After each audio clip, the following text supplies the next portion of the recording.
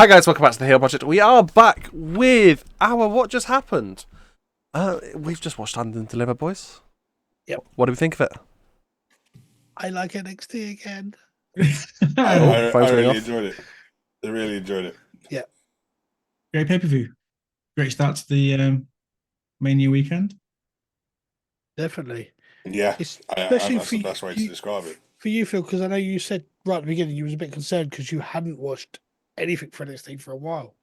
I did, yeah, but I guess it's typical NXT, isn't it? Where you can, as you said on stream, you can just pick it up anywhere, and the matches are not going to disappoint. Let's be honest, and they didn't. I think that's the big thing about NXT that I like is that it's so sort of just like one that's there for anybody to enjoy.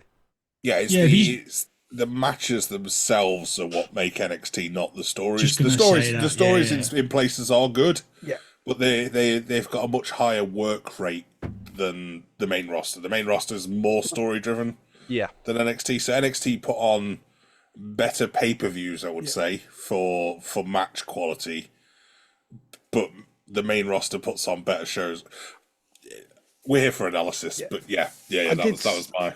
I did say on stream, I don't know if you caught it, NXT seemed to have the perfect balance of spot matches, normal work matches, and storyline matches, because there's always a couple progressive stories, but then you always get these moments like, what have I just watched? They always seem to deliver with that. Let's crack on. Yeah. Sean Spears won. No, he didn't. Joe Gacy won the pre-show match.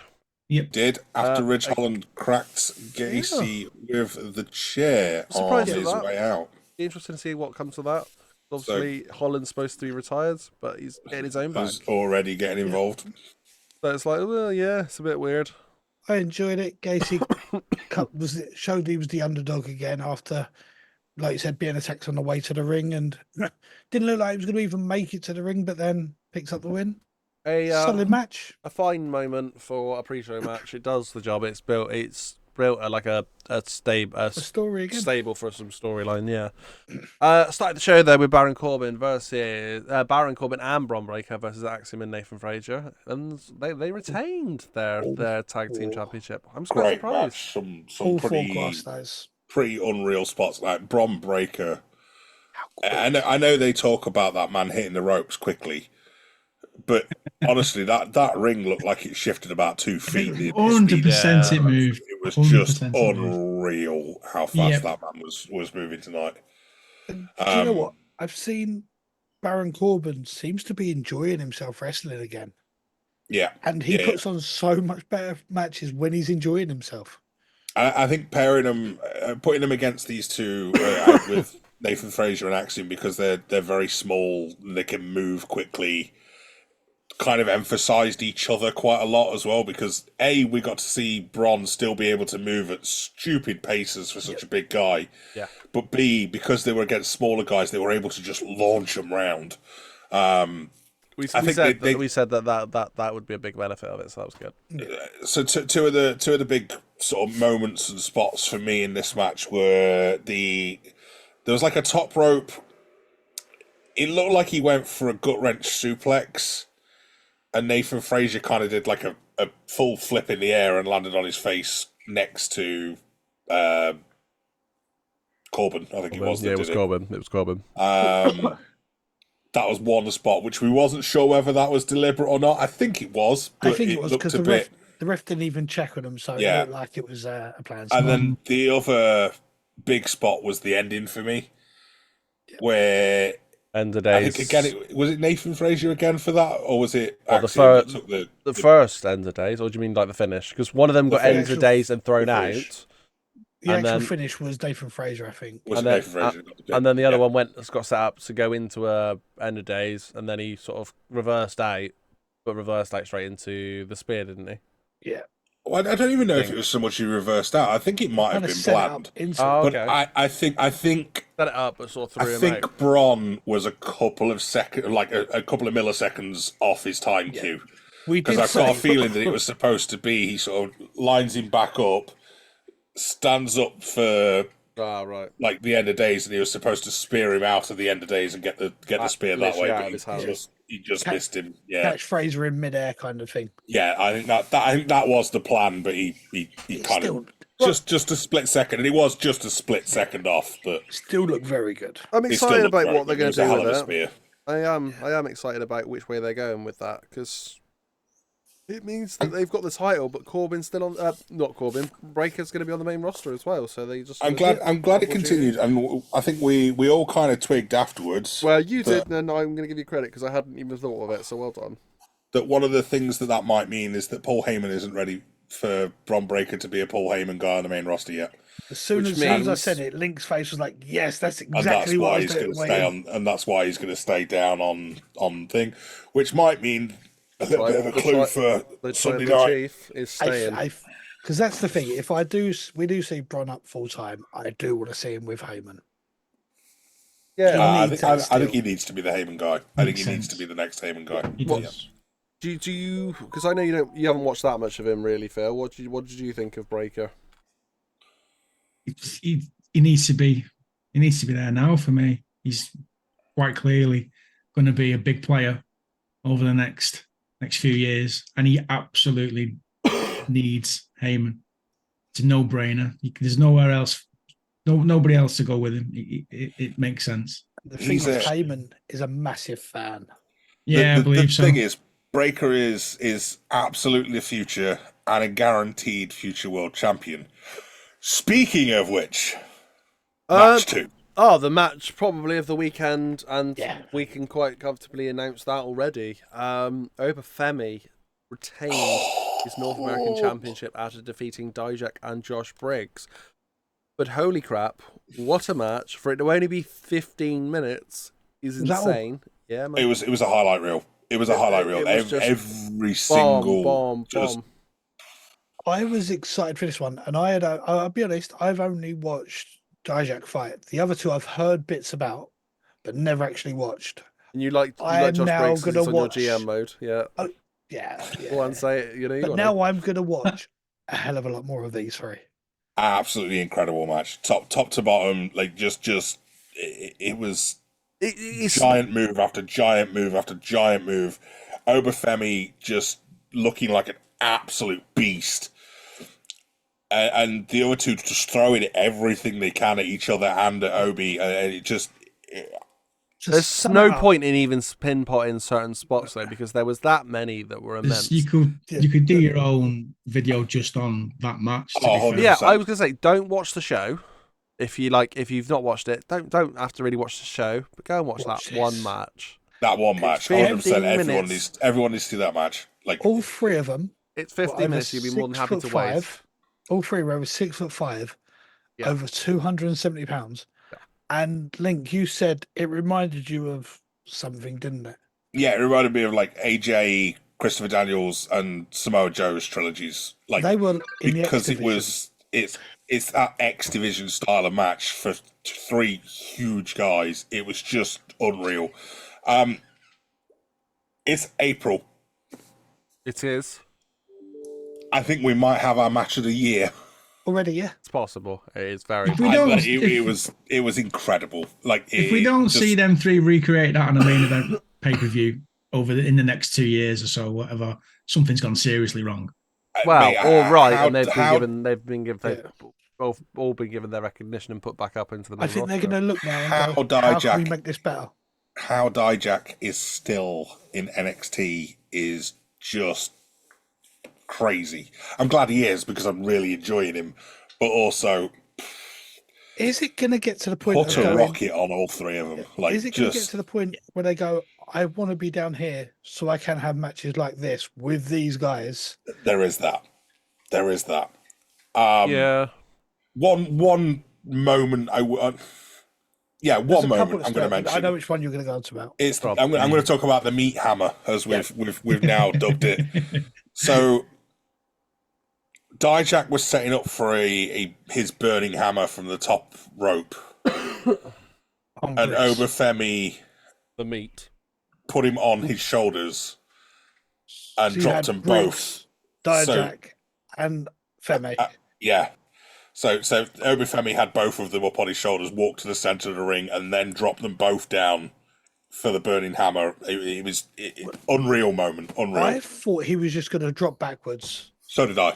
And I thought, do you know what? That's still going to be a good spot. Electric chair / Samoan drop, but burning hammer out of it was just. Legit. I was not expecting that. What an amazing match! What an amazing match! Absolutely, and I think that I'm going to say this now. It made it hard for the next two. The whole card in fact, all of it was built wrong. Yeah. I'm going to be blunt about it. The whole card was built wrong. You know, you want your main event to be that main event. I know you're a big believer of having the world title on at the end. This should have been the North American title on the end. I think that. The main event, the main world title wasn't on the end anyway. No, but it was a big one. Yeah, I do agree. I do agree. Just for the match quality, that match should have been last. It was the best match of the card by a long way. Yeah. Yeah, and to be but honest, it was all still solid. But at the same time, I could also quite easily say, right, that's the end of it, and we'll catch you in the next one. Because honestly, nothing else mattered after that. Because it'd be a bit unfair to people that want to know what happened. Oh, actually, no, true. Yeah, Roxanne, well, not really, because the only thing that really matters really is that Roxanne Perez was now the new champion. In all fairness, it wasn't a bad match. No, it wasn't a bad match. There was a between women's tags match, which was. Fine. I didn't mind the women's tags. It was good. A really good match. It was much faster paced than we expected. But following that, it was impossible to do anything. Yeah. Solid matches weren't good enough to be an amazing match. Yeah. You followed a phenomenal match with good matches, and it was just. It was hard to. It was hard for us to bring ourselves back down as well, and to just be like, okay, we need to focus and get back into it, because we were all still just like, wow. Phil stood up on his feet and clapped. It was unreal. It was unreal. Oh, I did, and I meant it as well. Sat in his front room and he's there, stood up, clapping. Right. But yeah, Roxanne Perez. Yeah. Well, let's do the winner of the 6 women tag match as well first, because Henley, Kalani Jordan, and Thea Hale won. Thea Hale's, they've told the story perfect there. They did. They told the story between Jason Dane and better than we thought it was going to be. That's all this was about. That was a story one. It was good. It served its purpose. Wasn't bad. Just wasn't interesting. I think that's a bit of an issue there. We had Spot Fest before, and again though, it wasn't interesting to you because you didn't follow the story beforehand. Yeah. Like, if people have followed that story, then they may be more invested in it and want to know. Maybe, but then if I'm started talking about it, then it does it disservice anyway. So I might as well not. I think you are doing it a little bit of a disservice. I thought it was better than you're making it sound. To be fair. Yeah. I either way, I didn't. Wasn't bothered by it. Wasn't bothered. Roxanne Perez though, new champion. Booker T was very happy. He let out a funny noise at the end of the match. Booker T's a weird man. Booker T's a strange person when it comes to Roxanne Perez. No, let's not be silly. He's a weird man. But especially when it comes to Roxanne Perez, like he's more of a strange person. It was another one that's a solid match and told the story that it was there to tell. It's a story progression match, and it done it. Well, she got the title back because she had never actually lost it.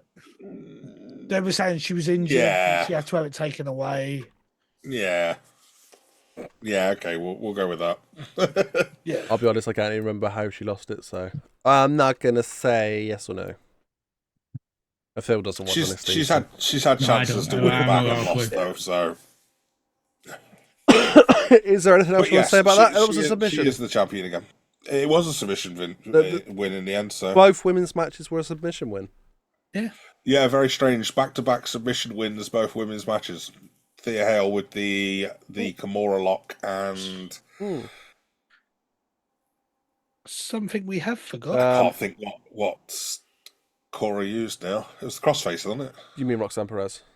Perez, yeah. Sorry. I know what Pete's going to say. It's basically what it is. Well, go on.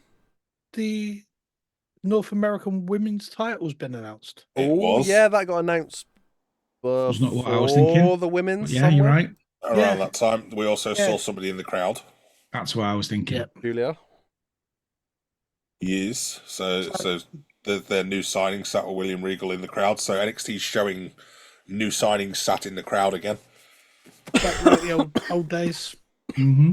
And then we moved on to our world title match. We did. NXT world title match between Tony D, the Don of NXT, and Ilya Dragunov. Ilya, the champion. And Ilya retained. Yeah. It's one of them. Tony D'Angelo isn't world championship, world main title level. I don't think. But they told a story nicely here. That his team wanted him to go heel and use the knuckle dusters, and he said, "Nah, mate, back Multiple off," times. And I think that went down quite well. There was a couple of moments where they both removed the stuff from the Spanish announce table, and they were like, each other. let's put on a good match here. Let's put on a good match, and it was quite nice. But I'm interested to see if that starts causing issues with the family. To be honest. Yeah, so Stacks tried to hand the knuckle dusters to Tony, and Tony basically said no on one occasion, and then on another occasion he got up on the apron, and again Tony was like, "Get off and go away." Like, so it was. He said, "I want to do this. I want to do this properly." Yeah. I personally think because he lost in this at the end, that this sets up for their next match, at which point he probably will turn heel and get the victory. We had the handshake at the end, and it told it well. Yeah. We're gonna be honest. In the final match, wasn't expected to finish it for it to finish when it did. It seemed very quick. We messed up. We messed up a little bit. We wasn't really watching the ending properly. Trick Williams did defeat Carmelo Hayes, though. That's the absolute main part of that of that match. Do we think they're done though? Because I was expecting some sort of maybe farewell to Trick and Carmelo, and I don't think there was no shenanigans. There was nothing else. I don't think it was we're just going to a get clean. it. I think they're going to both stay down there for a little bit.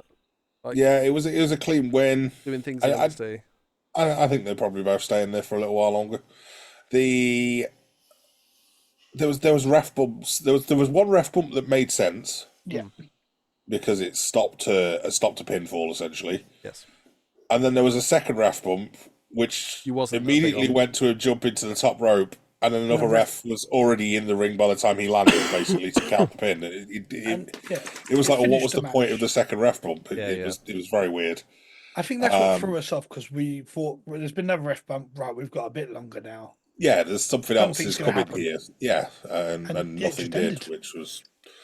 Yeah, so Trick managed to hit his big running knee or whatever it is, and big hometown win. Hometown hero, and the big whoop that Trick. Which I didn't realise he was hometown. In all fairness, no, I didn't. And then I'd have probably predicted him. That was the end. That was it. Yeah, on time as well. It was advertised as quarter 2. It finished at quarter 2, and there was no recap or anything either, like they usually do with NXT. No, I really thought it was going to run over at one point. I'm wondering, because there was no recap or anything at the end, and because it did end as abruptly as it did, if they were running over and were told to just wrap it quick. Well, the issue is timings with getting people in and out of stadiums and stuff, isn't it, this week? Yeah. So but that's my thought process to the end there, is maybe they were just told to wrap the match quickly, and that's why it ended as abruptly as it did. I think you're probably right, if I'm being honest, mate. I think you're probably right. I think do you know what? It was still a solid night. I was happy with it. It could explain the ref bump that went nowhere as well. Yeah. With the new ref appearing. Maybe there was supposed to be something. There was a bit more shenanigans. End this now. Yeah. He was sent out to make sure this match gets finished because we are running over. But like you say, it was good. It was good. It was a very good pay-per-view. What would we rate it out of 10? I'd give it a good solid 8. I'd give it a good. Yeah, I'll give it a good 8, 8.5. I think. Do you know what? I'm going to give it an 8, But if you didn't have that triple threat match in it, it'd probably been a 7. Yeah. I think that triple threat match is the big contributing factor to it going up to as high as an 8. Yeah, I'm not even. probably. Yeah, I'm not even sure if I'd go as high as a 7 if that triple threat. No, hadn't been I in think it, that though. added a lot. Yeah, I don't think any of the rest of the card was bad enough No, for it to go below a wasn't. 7. Like, maybe not. it was all good, but it was so overshadowed by that match because it was just so good. I'd say a 7, but that match a 10. Oh yeah, that match. Oh was yeah, definitely a 10. 100%. Yeah. Not even. Oh, yeah. No question. No question. Yeah. Well, we all agreed. Yeah, brilliant. Gripping content from the Heel Project, as always. No, Easiest one ever. that means we are going to be live again from when we're recording this in an hour and 45 minutes. So please leave a like, share, subscribe, and we will catch you in the next one. See ya. Peace. See you, mate.